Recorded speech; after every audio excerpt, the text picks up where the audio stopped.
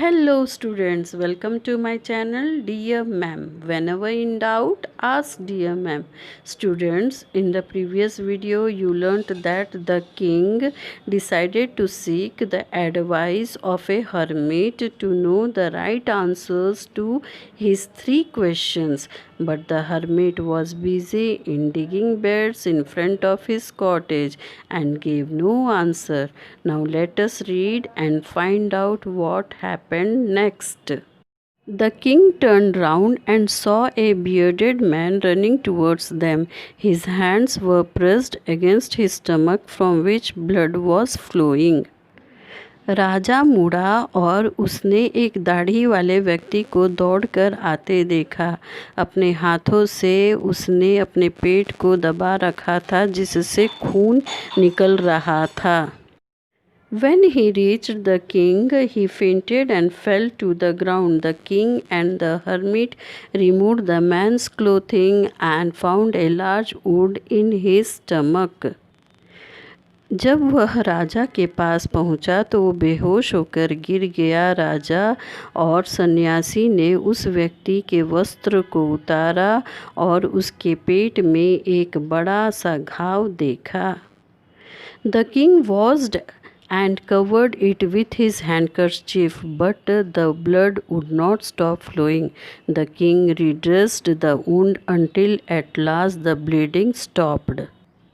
राजा ने उस घाव को धोकर साफ किया और उस पर अपना रुमाल रख दिया, पर रक्त का बहना बंद नहीं हुआ। राजा ने घाव पर पुनः पट्टी बांधी और अंत में रक्त बहना बंद हो गया।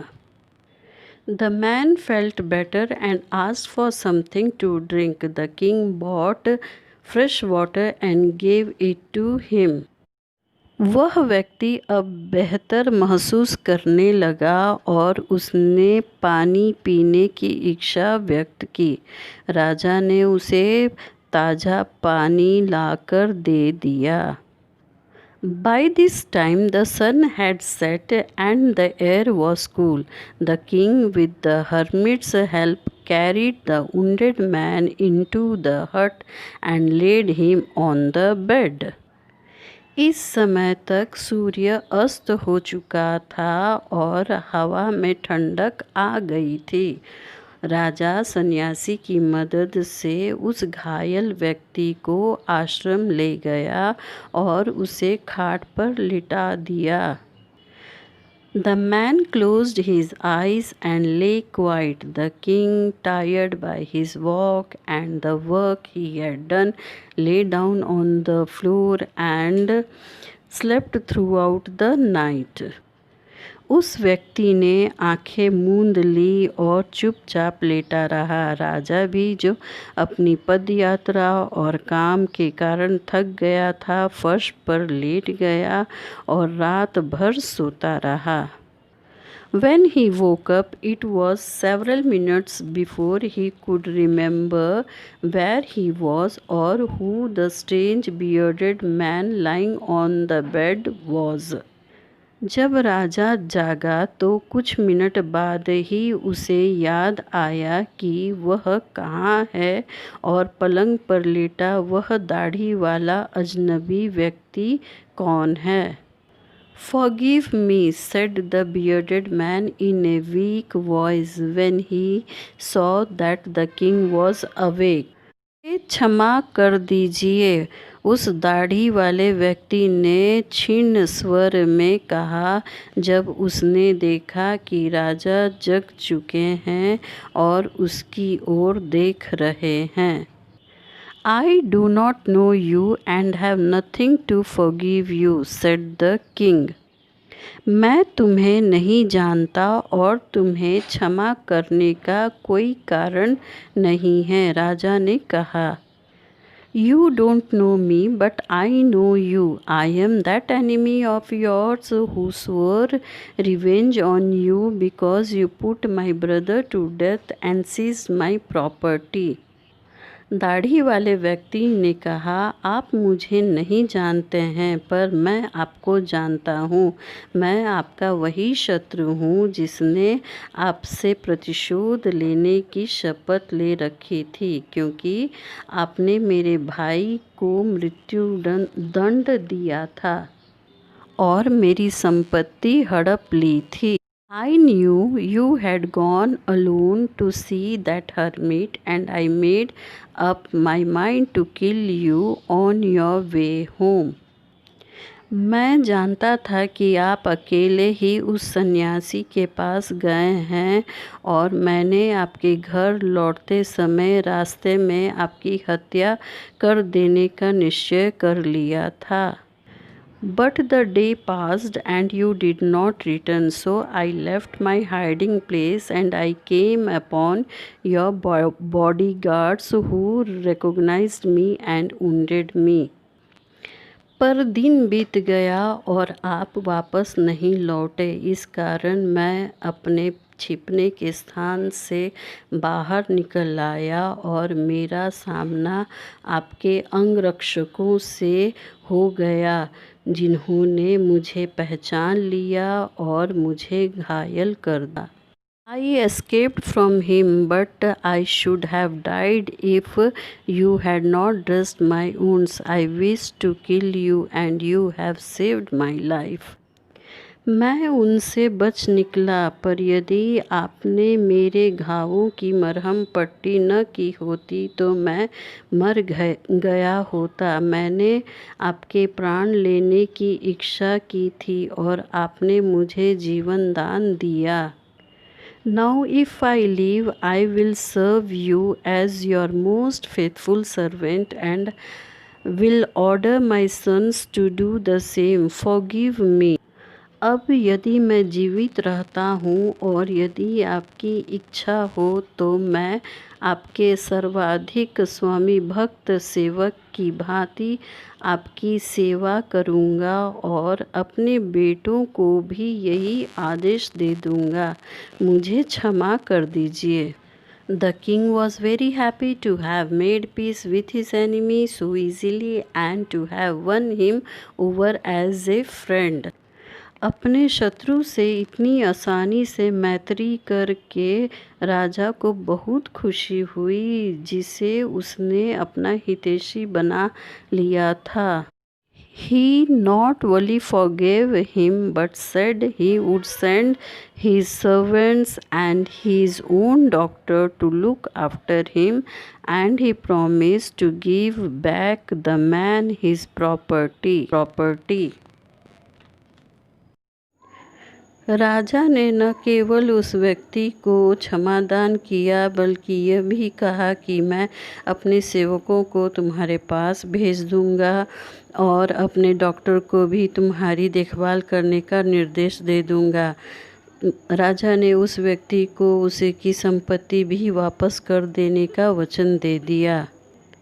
Leaving the wounded man, the king went out of the hut and looked round for the hermit. Before going away, he wished once more to get answer to his questions. घायल व्यक्ति से विदा लेकर राजा झोपड़ी के बाहर आ गया तथा उसने सन्यासी की खोज की। जाने से पूर्व वह पुनः अपने प्रश्नों का उत्तर पाने का प्रयास करना चाहता था। The hermit was on his knees sowing seeds in the beds that had been dug the day before. The king went up to the hermit and said, "For the last time I beg you to answer my questions, wise man." सन्यासी घुटनों के बल बैठा उन क्यारियों में बीज बो रहा था जिन्हें उसने पिछले दिन खोदकर तैयार किया था। राजा उसके पास पहुंचा तथा बोला, अब अंतिम बार मैं आपसे अपने प्रश्नों का उत्तर मांग रहा हूँ। You have already been answered, said the hermit, still bending down to the ground and looking up at the king as he stood before him. तुम्हें उत्तर दिया जा चुका है, सन्यासी बोला। वह अभी भी भूमि पर झुका हुआ था तथा अपने सामने खड़े राजा की ओर सिर उठाकर देख रहा था। How have I been answered, what do you mean? मुझे उत्तर किस प्रकार मिल चुका है, आपके कहने का तात्पर्य क्या है? Do you not see, replied the hermit, if you had not pitied my weakness yesterday and had not dug these beds for me, you would have gone away. क्या आप देख नहीं रहे हैं? सन्यासी ने उत्तर दिया, यदि आपने मेरी दुर्बलता पर कल दया न की होती और मेरी क्यारी न खोदी होती तो आप वापस चले गए होते। Then that man would have attacked you and you would have wished you had stayed with me. So the most important time was when you were digging the beds. फिर तो उस व्यक्ति ने आप पर आक्रमण कर दिया होता और आप यही कामना करते रहते, काश मैं तुम्हारे पास ठहर गया होता। इसलिए सर्वाधिक महत्वपूर्ण समय वह था जब आप क्यारियाँ खोद रहे थे। And I was the most important man, and to do me good was your most important business. और मैं सबसे महत्वपूर्ण व्यक्ति था तथा मेरी मदद करना ही आपका सर्वाधिक महत्वपूर्ण काम था। Afterwards, when the man ran to us, the most important time was when you were caring for him, because if you had not dressed his wounds, he would have died without having made peace with you.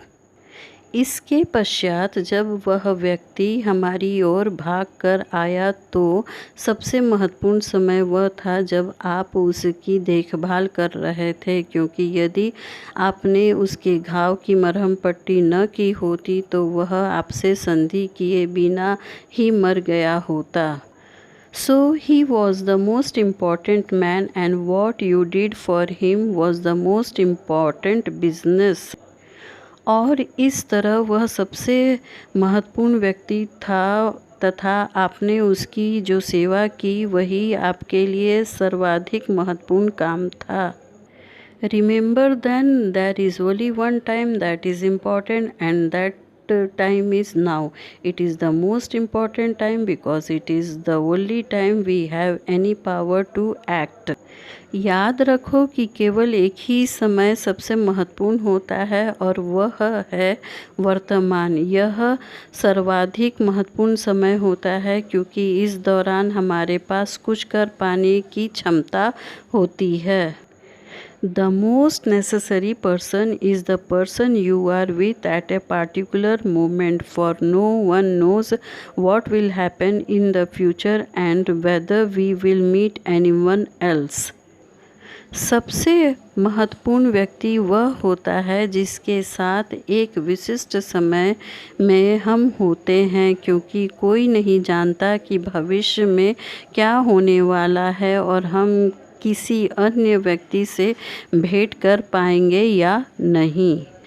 The most important business is to do that person good, because we were sent into this world for that purpose alone.